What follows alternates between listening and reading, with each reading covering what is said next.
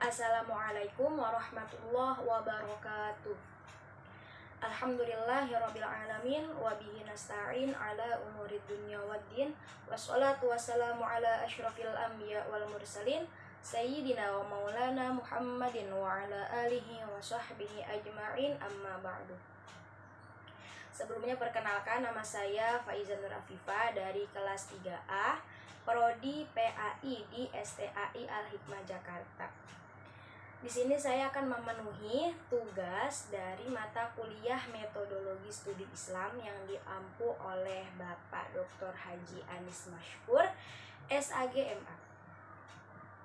Di sini saya akan sedikit membahas tentang berbagai pendekatan studi dalam Islam, berbagai pendekatan studi Islam. Sebelumnya kita harus tahu ini munculnya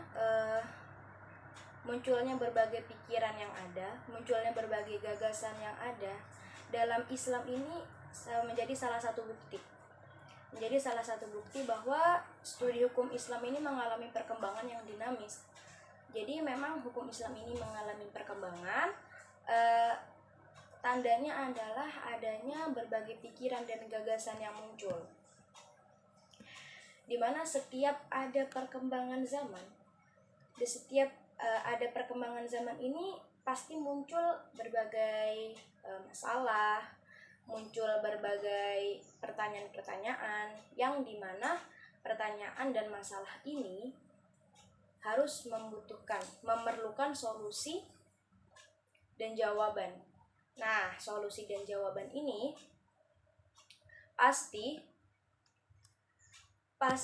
hukum Islam selalu dituntut untuk menjawab pertanyaan-pertanyaan tersebut.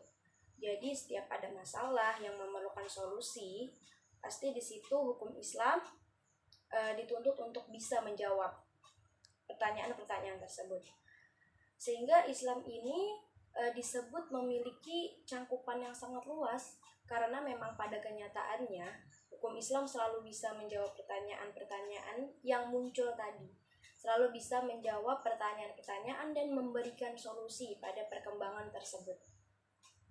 Sehingga karena itu eksistensi Islam ini dinilainya dari bagaimana jawaban dan respon yang diberikan Islam, bagaimana jawaban dan solusi juga yang diberikan Islam kepada pertanyaan-pertanyaan yang membutuhkan jawaban tadi.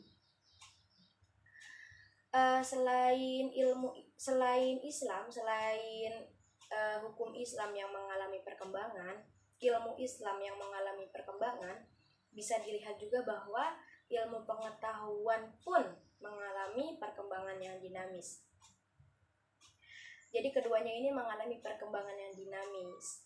Nah, perkembangan ilmu pengetahuan ini sangat berpengaruh kepada masyarakat.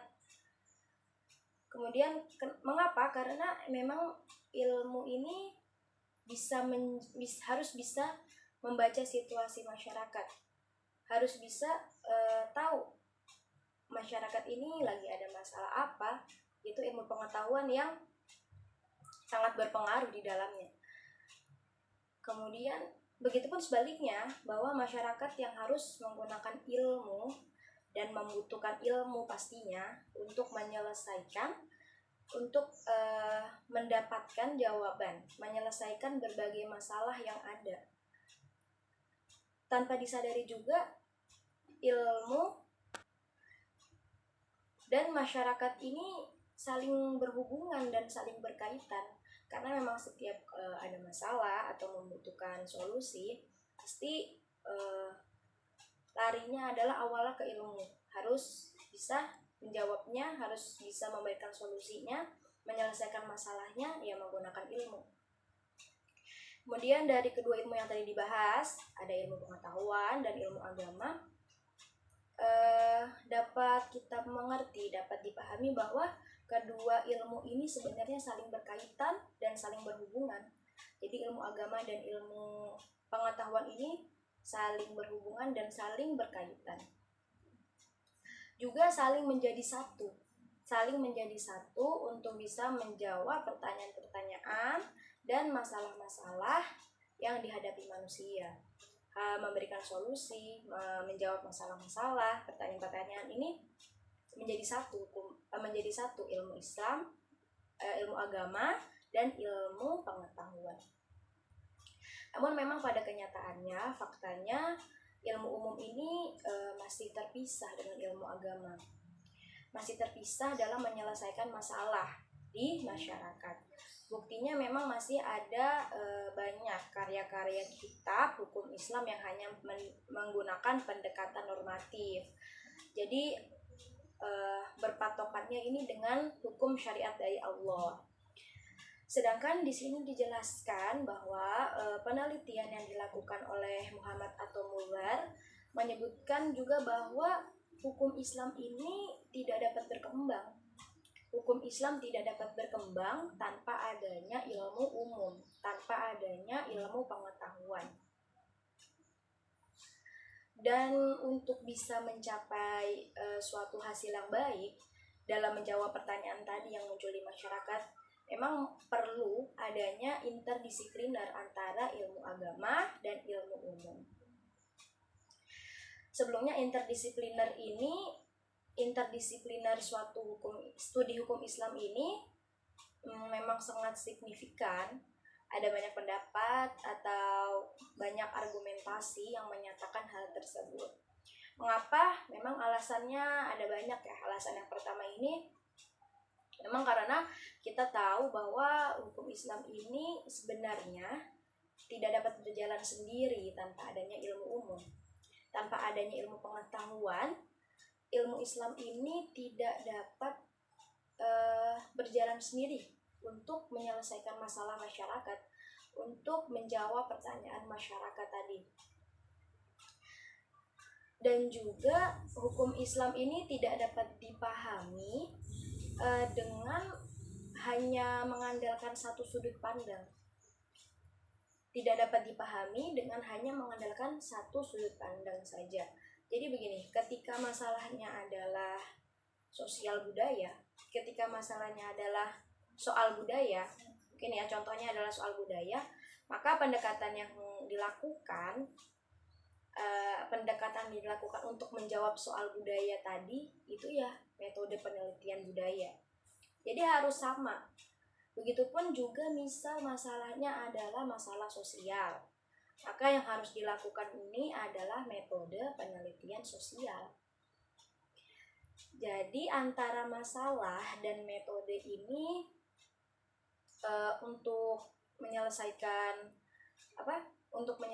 masalahnya, untuk menyelesaikan problemnya, untuk memberikan solusi ini harus sesuai antara metode dan masalahnya. Masalahnya apa, menggunakan metode apa. Jadi tidak bisa hanya satu sudut pandang saja, jadi harus sesuai. Nah, di sini contoh-contoh yang tadi ini juga menunjukkan bahwa ilmu-ilmu Islam dan juga hukum Islam ya, ini tidak dapat dipisahkan dari ilmu sains, ilmu sosial, dan ilmu umum yang lain. Jadi tidak dapat dipisahkan, saling berkaitan dalam menjawab masalah tadi, dalam menjawab persoalan-persoalan, dalam memberikan solusi yang tadi. Nah, begitulah ilmu agama dan ilmu umum saling berkaitan. Mereka memang sangat berkaitan, jadi sangat dekat ya. Selain itu juga bisa dilihat dari fenomena akhir-akhir ini ya, yang bisa ditemukan di ranah pendidikan juga, mulai dari MI, MTS, sampai perguruan tinggi, yang menganggap, mungkin ada ya, yang menganggap hukum Islam ini hanya berkaitan dengan akhirat saja, dan tidak terkait dengan kehidupan di dunia yang sesungguhnya. Padahal hidup di dunia ini kan juga harus membutuhkan ilmu pastinya, ilmu pengetahuan dan ilmu agama saja. Kemudian tadi itu alasan pertama ya. Alasan selanjutnya ini, memang jika menggunakan pendekatan yang tepat, maka kemungkinan lebih besar itu untuk mendapatkan pemahaman yang lebih mendalam. Jadi pendekatannya harus sesuai itu tadi. Ya, masalahnya apa, pendekatannya apa. Jadi itu akan memunculkan kemungkinan yang lebih besar untuk mendapatkan jawaban yang lebih baik, pemahaman yang lebih mendalam lagi, sehingga bisa lebih baik dalam menjawab itu tadi, menjawab atau memberikan solusi dari pertanyaan-pertanyaan yang dimunculkan, yang ditanyakan, yang ada dalam masyarakat. Kemudian berbeda ya dengan Muhammad atau Mulder tadi, di sini ada pemikiran Charles J. Adams yang memperkenalkan pendekatan normatif dan deskriptif. Adam di sini menyebutkan bahwa pendekatan ini lebih ia rekomendasikan ya untuk menjawab pertanyaan-pertanyaan atau memberi solusi untuk permasalahan masyarakat. Seperti yang sudah tadi dijelaskan, bisa saya jelaskan bahwa memang dalam menjawab berbagai soal yang muncul pada masyarakat dapat dilakukan pendekatan yang tadi ya. Tadi sebelumnya ada berbagai pendekatan. Nah, di sini diperkenalkan lagi pendekatan sejarah. Bagaimana persoalan-persoalan yang terjadi di masa lampau ini? Pasti di masa lampau sudah ada ya masalah-masalah, konflik-konflik yang membutuhkan jawaban di masyarakat. Nah, kita bisa belajar bagaimana persoalan-persoalan ini yang terjadi di masa lampau dan bagaimana solusi yang diberikan. Itu bisa ditiru atau dijadikan pelajaran, dijadikan patokan untuk bisa menjawab persoalan-persoalan juga, menjawab persoalan-persoalan yang ada di zaman sekarang ini juga. Kemudian memang karena perkembangan zaman ini, studi Islam ini menjadi suatu objek kajian yang menarik dari banyak kalangan. Islam ini juga tidak hanya dipahami sebagai sistem formal dari kehidupan masyarakat saja ya, tetapi juga dimaknai sebagai sistem budaya juga, sistem sosial, politik, peradaban, dan bagian yang sah juga dari perkembangan dunia. Kemudian kita harus belajar nih, bagaimana sih studi Islam ini bisa berkembang. Sebenarnya kita mulai dari awal dulu ya, bagaimana studi Islam ini bisa berkembang. Kita mulai dari awal dulu. Memang sebelum berkembangnya studi Islam ini masih banyak perdebatan tentang studi Islam ini bisa nggak sih dimasukin ke dalam bidang ilmu pengetahuan gitu, bisa atau tidak dimasukkan ke dalam bidang ilmu pengetahuan.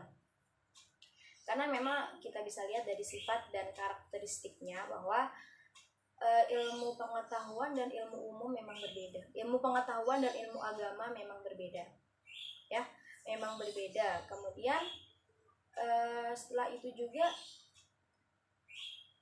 mengapa bisa berbeda ya? Memang sifatnya berbeda ya. Kemudian setelah itu karena banyak perdebatan, studi Islam ini mulai berkembang dari waktu ke waktu, mulai berkembang dengan bukti juga bahwa studi Islam ini diperkenalkan di sekolah-sekolah sampai mungkin universitas baik negeri maupun swasta, juga mulai berkembang di universitas luar negeri, yang kemudian objek dari studi Islam ini menjadi dikelompokkan beberapa bagian. Yang pertama ada sumber-sumber Islam, doktrin Islam, ritual, dan institusi Islam. Kemudian ada sejarah Islam juga, aliran dan pemikiran tokoh, ada juga bahasa, ada juga studi kawasan. Kemudian bagaimana ya? Bagaimana metode dan pendekatan studi Islam? Nah, sebelum kita mengetahui metode dan pendekatan studi Islam ini, harus kita tahu bahwa pendekatan studi Islam ini harus sebelumnya kita tahu dulu nih antara kenyataan dan pengetahuan. Apa itu kenyataan dan apa itu pengetahuan? Yang pertama ini ada kenyataan. Dan apa sih kenyataan itu? Di sini dijelaskan bahwa kenyataan ini dibagi menjadi dua. Yang pertama ini ada kenyataan yang disepakati atau disebut juga agreed reality. Jadi segala sesuatu yang dianggap nyata karena adanya kesepakatan. Karena ada kesepakatan antara kita pribadi dan juga orang lain. Antara kita dan juga antara orang lain ini bersepakat bahwa memang itu kenyataan. bersepakat bahwa menetapkan suatu hal itu sebagai kenyataan, menetapkan suatu hal tersebut sebagai kenyataan. Kemudian itu yang pertama ya. Kemudian yang kedua ini ada kenyataan yang didasarkan hanya karena pengalaman kita saja. Jadi yang kedua ini karena pengalaman kita. Kalau tadi yang pertama karena bersepakat, nah yang kedua ini belum tentu disepakati memang. Jadi yang pertama ini kita menyepakati itu, kita berpendapat bahwa itu adalah kenyataan, orang lain pun bersepakat bahwa memang ini adalah kenyataan. Kita bilang kenyataan, orang lain pun bersepakat bahwa memang itu kenyataan. Kemudian yang kedua ini ada hanya kita saja berdasarkan pengalaman sendiri atau biasa disebut dengan experience reality. Nah, berdasarkan adanya dua jenis kenyataan itu, pengetahuan pun ya, tadi kita harus tahu apa itu kenyataan, pengetahuan ya. Pengetahuan pun terbagi menjadi dua macam nih. Nah, yang pertama ini pengetahuan yang diperoleh melalui persetujuan. Pengetahuan yang diperoleh melalui persetujuan dan pengetahuan. Ya. Yang dimana persetujuan dan pengetahuan ini dialaminya pengalaman langsung atau observasi. Nah, pengetahuan pertama ini diperoleh dengan cara mempercayai apa yang dikatakan orang lain ya, karena memang kita tidak bisa belajar belajar segala sesuatu mengalami pengalaman kita, hanya melalui pengalaman kita sendiri. Jadi harus melalui pengalaman orang lain juga. Nah, karena memang kita belum tahu nih pengetahuan ini benar atau tidak ya, valid atau tidak, maka sebelumnya kita perlu nih mengecek dulu, memastikan bahwa kevalidan atau kebenaran dari pengetahuan yang tadi sudah disepakati, dari kenyataan yang tadi sudah disepakati ini harus dilihat dulu nih kebenarannya. Nah, kebenaran dan kevalidan itu, kesahihan itu bergantung kepada sumbernya. Di sini ada dua sumber pengetahuan, yaitu ada tradisi dan juga autoritas. Tradisi ini dihasilkan dari warisan ya. Tradisi ini adalah dihasilkan dari warisan atau transmisi generasi ke generasi. Kemudian yang kedua ini ada autoritas. Autoritas ini berasal dari penemuan-penemuan baru. Yang dihasilkan dari orang yang memiliki wewenang dan keahlian ya, Nah, wewenang dan keahlian ini pasti sesuai dengan bidangnya ya. Kemudian penemuan itu disampaikan kepada orang lain, kepada masyarakat, dan diterimanya penemuan ini sesuai dengan status orang yang menyampaikan tadi, status orang yang menemukan tadi. Itu. Lanjut. Kemudian di antara metode studi Islam yang pernah ada dalam sejarah, secara garis besar ini bisa dibagi menjadi dua. Yang pertama ada metode komparasi. Metode komparasi ini adalah metode suatu cara untuk memahami agama dengan membandingkan seluruh aspek yang ada dalam agama Islam tersebut dengan agama lainnya. Ya. Kemudian lanjut yang kedua, ini ada metode sintesis. Metode sintesis ini adalah suatu cara memahami Islam yang memadukan antara metode ilmiah dengan segala cirinya ya, yang rasional, objektif, kritis, dan seterusnya, dengan metode teologis normatif. Kemudian ya, pendekatan kesejarahan ini ya, pendekatan sejarah tadi yang sudah dijelaskan ini memang amat dibutuhkan dalam memahami agama, karena agama itu sendiri turun dalam situasi yang konkret ya, bahkan berkaitan dengan kondisi sosial juga, sosial kemasyarakatan. Nah, selain pendekatan sejarah yang tadi sudah dijelaskan, juga di sini dijelaskan lagi bahwa ada pendekatan filsafat. Ada pendekatan filsafat. Nah, Islam ini sebagai agama yang sebenarnya menyuruh ya para penganutnya ini untuk mengandalkan atau menggunakan akal pikiran. Menggunakan akal pikiran yang memang kita tahu bahwa akal pikiran ini pasti akan diperlukan ya. Pasti akan diperlukan pendekatan filosofis dalam memahami ajaran agama Islam. Nah, pasti aktivitas akal ini yang kita biasa disebut dengan berpikir ya. Sedangkan memang berpikir ini adalah suatu hal yang bukan wajar ya, memang ciri khas yang dimiliki setiap manusia pasti. Sebagai suatu metode juga pengembangan suatu ilmu, dalam hal ini kajian Islam memerlukan 4 hal ya. Jadi sebagai suatu metode pengembangan suatu ilmu dalam hal ini, dalam kajian Islam ini memerlukan 4 hal. Yang pertama, ada bahan yang sudah disebutkan tadi. Jadi bahan ini bisa kita dapatkannya ya dari pengalaman kita sendiri atau pengalaman orang lain. Kemudian yang kedua ada metode pencarian bahan. Apa yang kita metode pencarian bahan ya. Jadi apa yang ingin kita gunakan untuk mencari bahan tadi ya harus sudah ditentuin, harus sudah kita tentukan sebelumnya dan udah diatur ya sebelumnya. Jadi nanti ya tinggal berjalan gitu. Kemudian yang ketiga ada metode pembahasan. Nah, terakhir ada pendekatan.